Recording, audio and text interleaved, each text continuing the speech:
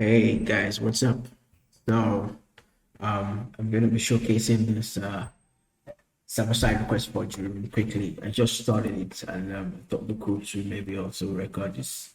And the basic questions have been answered. I think that's not a problem. Um, then the next question is this: click on the view state, which I did, and you just have to parse through each of this explanation. And that already I did to the last point. See, I'm trying this out and it's not working out for me, so I thought we could to maybe go through this once again. So I'm going to just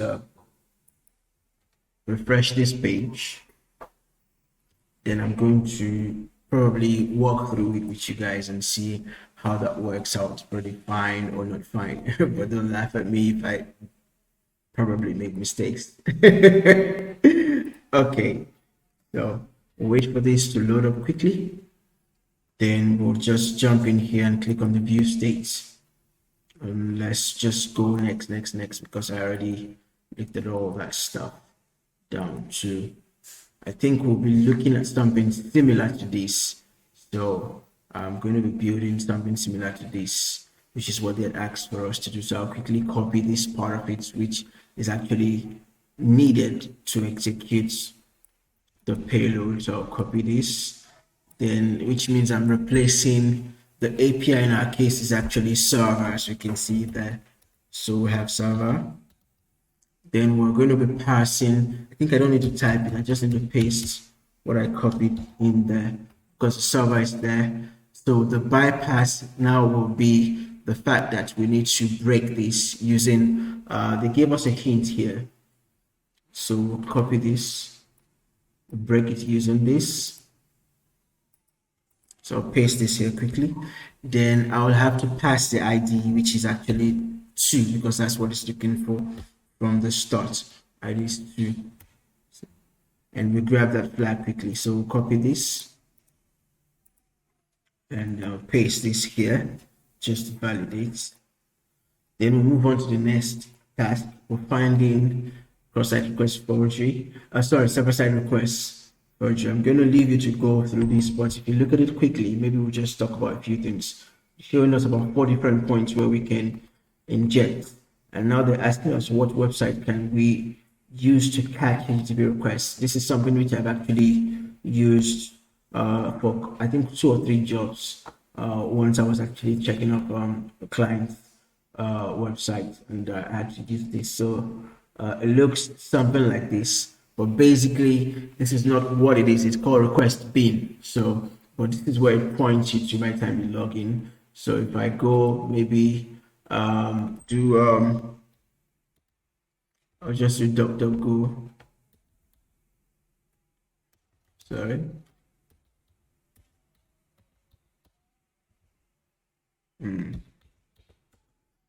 So if I just type in, or maybe I can type it in the browser, requestbin.com. If it's going to redirect, okay, it did redirect. So this is what it looks like when it opens up. Great. So I was actually creating, this is actually, if you look here, there's an older version of this, which is the pipe dream, which is what we saw me having here. Okay, great.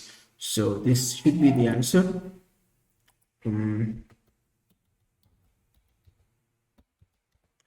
Pass that in there. And as good as it seems, that's the answer. So here we've got a couple of tasks. First, they are showing us a more security savvy dev aware of the risk of a server-side request for, okay, basically. So they're going to be preventing this. There are usually 2 approaches to this, either deny list or allow list. So the black or the white list. So if you look at this, the deny list, basically we're saying it's a list where all the requests are accepted apart from. So whatever we specify, it's just like what you have in your firewall ACLs or any ACLs, kind of like whitelist, blacklist. So the deny list, anything put in there, they say basically accept everything else will be accepted except what is specified. Allow list, basically only what is specified will be allowed. Then they're showing us an open redirect. The above bypass does not work. There is one more trick. up the attacker sleeve, and this is where the open redirect comes in. Open redirect is an endpoint on the server where the website visitors get automatic redirect to, more like a redirector. And we can see how that is being played out here. The link, so this is going to be pointing to the URL TryHackMe, more like redirecting that request. Okay, so we're going to quickly verify the task that has been specified here. What method can be used to bypass static rules? Okay, basically these are just questions you read and you answer. So just by looking at what we have there, basically, I think for static rule, we're going to have the open redirects because it's somewhere stated here. If you read through this, you find it. Then what IP address only contains sensitive data in a cloud environment? Well, I think that the 169, or what we call the PIPA, I'm not sure, but from my research, I think it's a 169. You can find this in Google, probably 254, then 169.254. It falls within that 169 IP, more like the PIPA. When I used to do networking, that's what we call it anyways. But what type of list is used to permit only certain inputs? So to permit is the allow list. Okay. Quickly. Is that it? Okay, great. Then to stop will be the deny list, basically. Pass that there. Then let's go into the practical aspect. So quickly, we've got a flag to submit here. So that's the more like the meat or the cool stuff that we have to do. So looking at it, let's see how we can probably go through this. If you do the reading, they have done some wonderful explanation there. I'm going to quickly start the machine. I'll just kill this. Start the machine. We can hear the background noise. It's raining, cutting down here. Okay, great. So quickly we'll see the second. Okay, the second in the new version of just the basic, some basic stuff that we can read up, showing you, explaining how this relates to the initial lab which you had seen. So we're going to wait for that to load an IP, and we'll copy that link, and we'll go try out some stuff. Okay, so starting with the final task here, we can see that we've got a bit of instructions going on here, and we're just going to copy this quickly and go open it up from our browser. I'll just paste this in here and see what comes next after that. Great, so we've got this. They had asked for us to sign up, I think. Yeah, and then follow the instructions to get the flag. So first to create an account.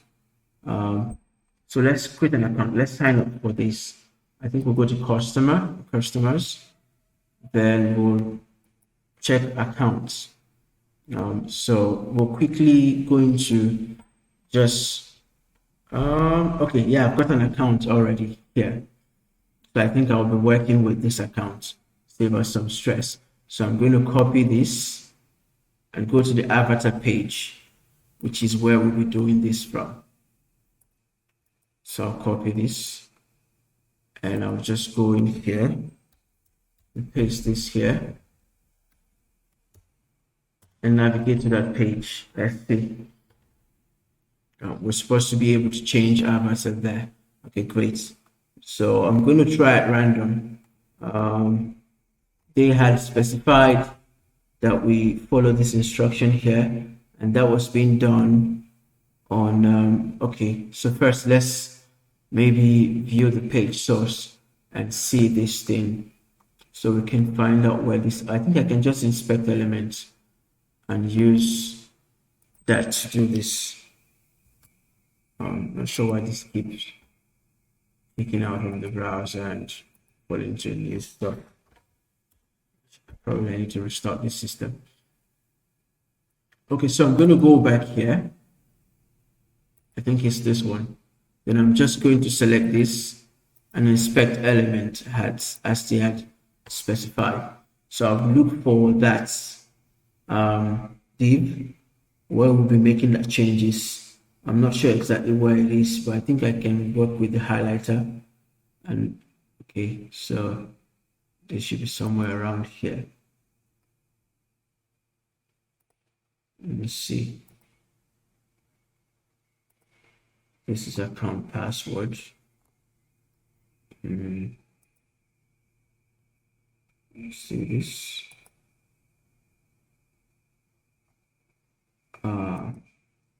Looking out for, I think this, okay, yeah, great, this is it. So we're going after avatar 6. We selected avatar 6. So they are saying we should make changes to this. So let me see if I can do that from here. So I'm going to pass in the value private as specified by them. Then I'm going to make that update. Let's see if it worked. URL cannot start with private. URL cannot start. Okay, let's see. Maybe we need to set a bypass technique to actually bypass that filtering happening there in the URL. So they have this, they had the same thing, and they're saying we can use this. So we're going to quickly try that again. Let's see if that's going to work for us. I'll remove the value again. Oh, I think I'm changing the wrong one. It's supposed not to be that one. I'm going to refresh the page. Sorry.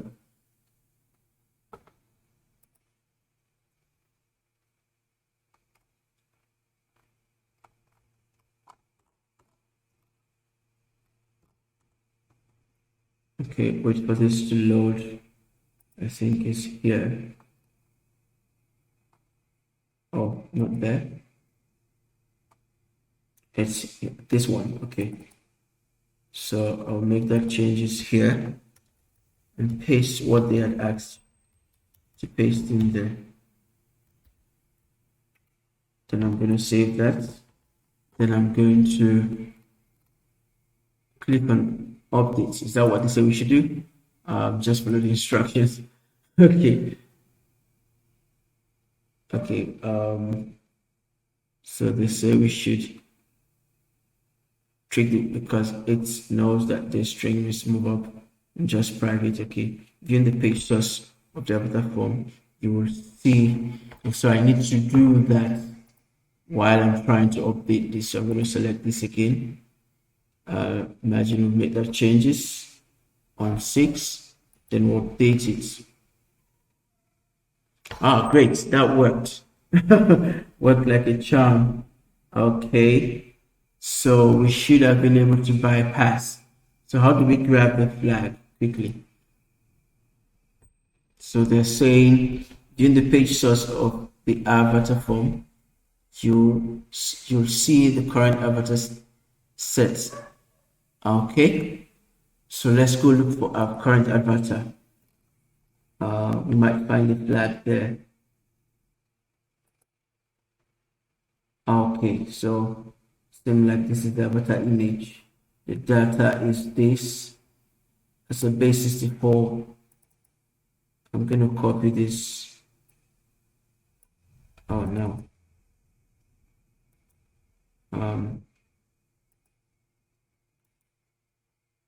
I think I can edit as HTML and just copy this.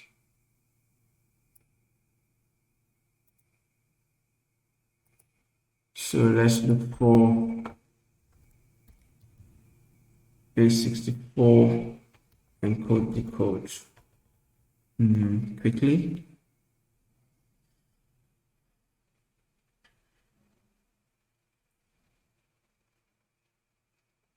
So we are decoding we'll paste that in here. Then I'll decode that. Okay, great. So we've got ourselves the flag. We'll copy this quickly and we go hand that over to TryHackMe. I think that's the only flag that there is to grab from this room, and we'll submit that.